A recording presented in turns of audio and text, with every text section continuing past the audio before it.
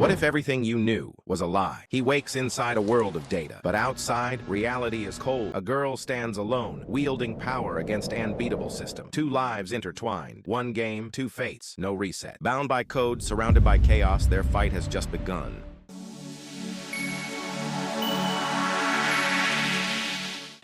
The morning sky flickered between soft blue and distorted static. It wasn't real weather, not really. Just a digital illusion. But it was enough to trick the senses. Enough to make Ethan feel like he was waking up in a place that remembered sunlight. He sat on the steps outside the ruined community center, chewing the last half of the outdated energy bar he'd saved from the day before. The taste was worse now, but his stomach didn't care. Sky sat beside him, picking at the dirt under her fingernails with a broken data shard. "I used to hate mornings," she said. "Now I miss them, the real kind. My mom would yell at me to get up for school and I'd groan and bury my head under the blanket." Ethan chuckled.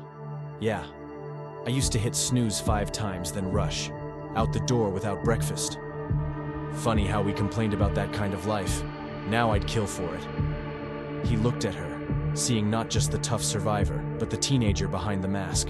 Someone who had lost more than just comfort. Someone who had lost the promise of normalcy. "I think this place forces you to grow up fast," he said quietly. She didn't answer, just nodded slowly. Inside the center, Seraphine was checking equipment, adjusting her interface glove and scanning the remaining energy in their fractured gear. Her golden eyes flicked from code to code like a machine, but Ethan knew better.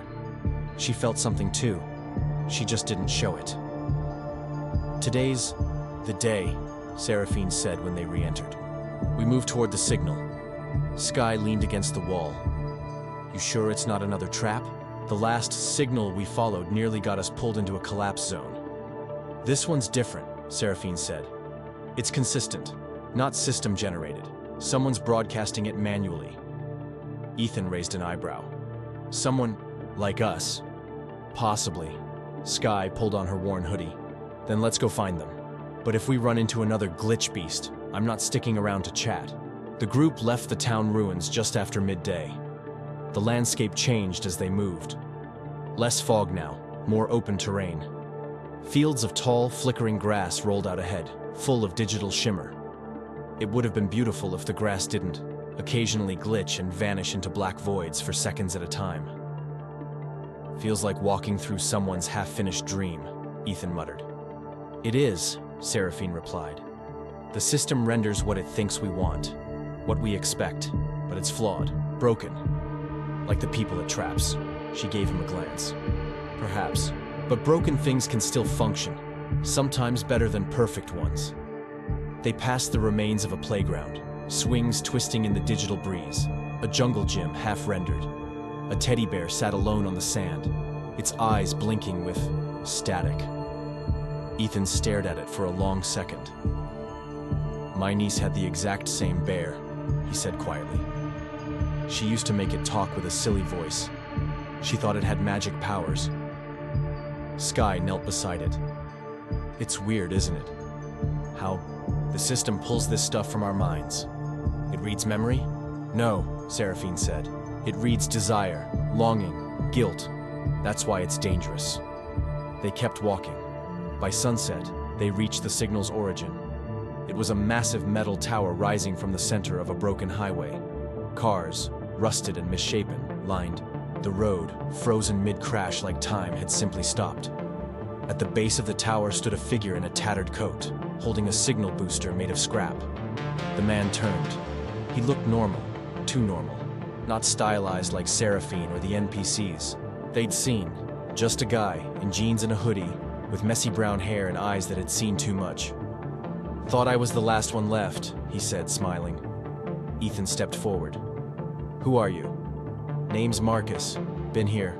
Who knows how long? Long enough to stop counting." "You sent the signal?"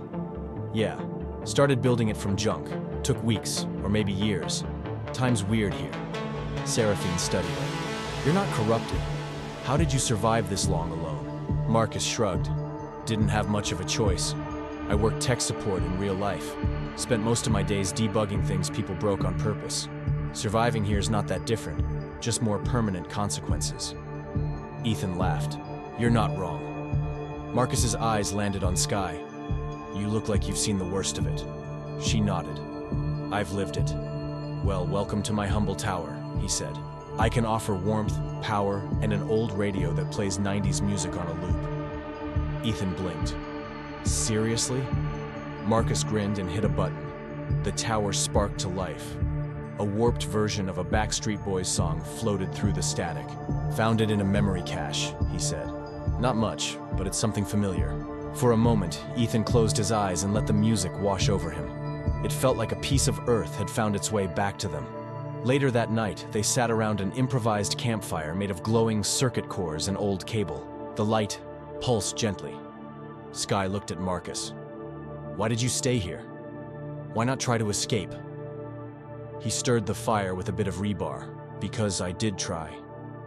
And every time the system reset me. I woke up back at the start, with less memory, less self. So I stopped running and started resisting. Figured if I couldn't escape, I could at least make noise. Is there a way out? Ethan asked. Marcus looked at him. Maybe. I've seen maps. Echoes of players who reached deep layers. There's something called the Core Protocol. Supposedly it governs everything. If you can reach it, you can rewrite the system. Seraphine finished. Ethan exhaled. Then that's where we're going. Marcus nodded. Then you'll need help. This tower's got more than old music. It's got a network.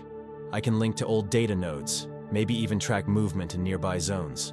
Sky leaned forward. What about the patrols? They're increasing, Marcus said. System's getting nervous. It knows you're changing things. Ethan stared into the fire. Back home, he said. I was a nobody. Just another guy in a long line of tired people. But here, I feel like every step I take matters. Like for the first time, I have a purpose. Sky nodded. Same, Marcus added. Then don't waste it. Change something. Even if you fail, make it count. The fire crackled. Ethan looked at his glitched dagger, at his hand, at the people around him. None of them had chosen this life, but they were choosing what to do with it now. And that was enough. Tomorrow, they would head toward the core.